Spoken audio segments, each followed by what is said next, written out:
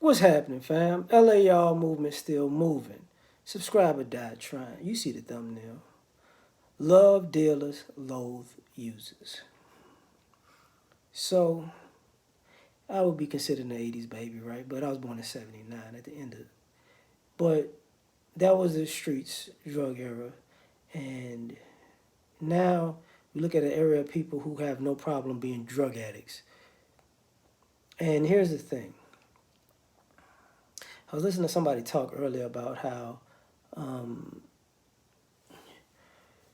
we love the people who was dealing drugs because they were making money, or we excuse them because they were making money, but we loathe the people who got on the drugs. So if you had a family of a drug dealer who had a drug dealer and a drug user, normally the drug user was looked at as more of what you would call a black sheep, unfortunately. And the reason I'm saying unfortunately is because some people had a problem, but just like nobody forced you to sell drugs, nobody forced you to use them. But that's not the point of this. The point of this is this: you gotta, we use rap as a litmus test to the black community, which is really not, but it might be a litmus test for a certain age group, but you grow out of that. But where it comes from is this idea that you're an entrepreneur if you're a drug dealer, right? And people love the underdog story. That's what the brother was talking about earlier today. But you're not an underdog if you're a drug user. You're not an underdog, you know. And what I see more and more is we're starting to realize that uh, we still have this semi love for the drug dealer. You free him. You know what I'm saying? You locked up. You was this wrong. It was wrong. But see, the problem lies in this, and we still have a disdain for the user because the users don't really get locked up.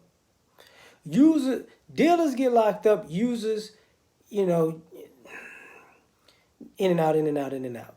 DUI, something like that. You know, um, you know, possession, but not with intent to distribute, right? And then when I look at guys who feel like they represent that era, 80s, 90s, guys around my age group, some older, some younger. The vast majority of them are users.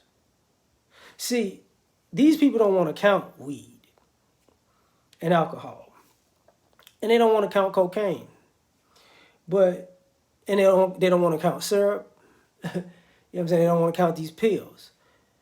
But it's funny how you got the same group of guys who will big up drug dealers and make fun of the fiends are actually fiends. Because a lot of drug dealers turn into fiends. People, don't want to talk about that. Never get high if you're on supply. You know the story. But here's the thing.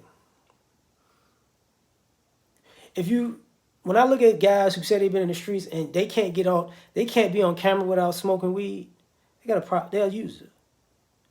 They got to be high everywhere. They're a user. When they have no decorum and no etiquette when it comes to their drug use. You got that was what the styrofoam cup was about. You're a user, and we got an era of rich users claiming to be dealers, which is I don't know what part of the game that is, but whatever.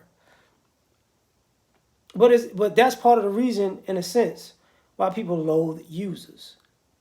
Because I hate to say this, dealers in essence were looked at as more disciplined than users. Weren't good people, but more disciplined. Users just looked at as undisciplined people. That's why the best you can get as a user is being a functional addict.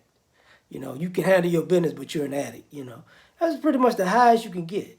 But when I look at it now, I'm thinking to myself,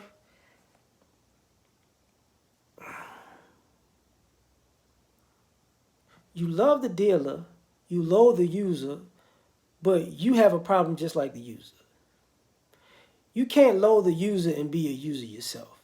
And and just like you love the drug dealer's money, then you're a prostitute. You know what I'm saying? Because your sense of principles can be bought. So you love the money, but you don't ever say I love the money. I don't necessarily love the dealer. You actually like both.